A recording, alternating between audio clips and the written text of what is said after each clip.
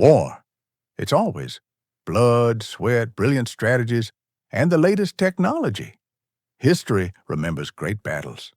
Stalingrad, Normandy, Waterloo. Meet the emu, a 2-meter-tall Australian overgrown chicken that can't fly but runs at 50 kilometers per hour and has the intelligence of a stool. And this is the Royal Australian Artillery, equipped with the latest technology from the 1930s.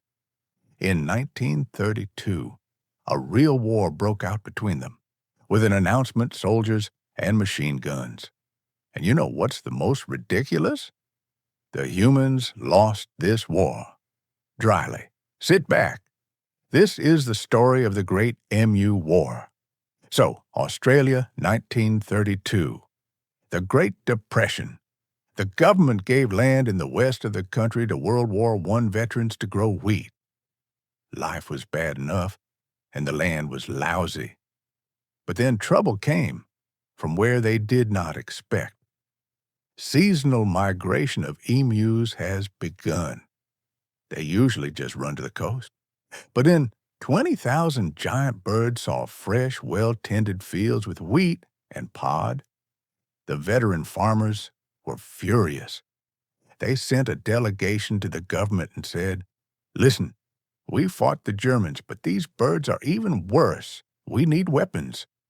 And then the Minister of Defense, Sir George Pierce, enters the scene.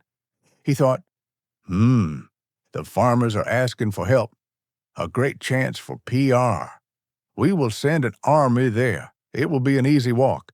Man against nature, a machine gun against a beak. What could possibly go wrong? The minister was so confident in the success that he even sent a cameraman with the soldiers to film this triumph. Oh, how wrong he was.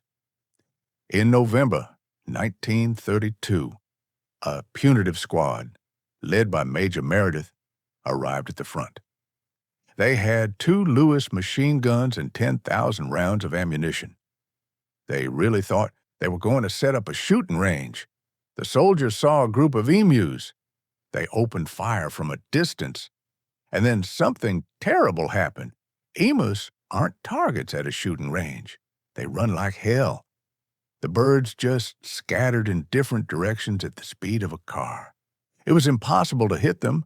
The result was a couple of dead birds and a lot of wasted ammunition.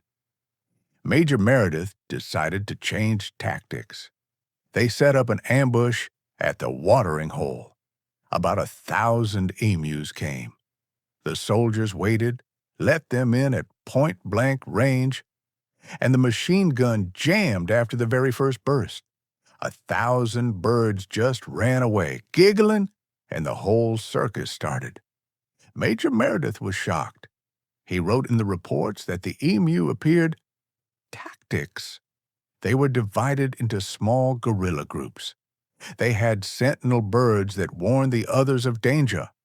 Meredith literally told the press, "If we had a division that could carry bullets like these birds, we'd take over the world.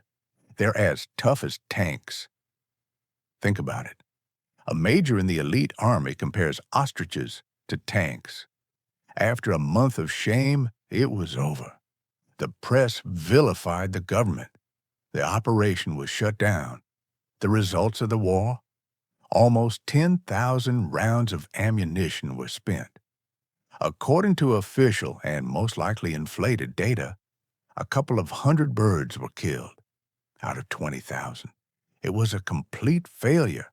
Her Majesty's army retreated in the face of an enemy that didn't even know they were being attacked.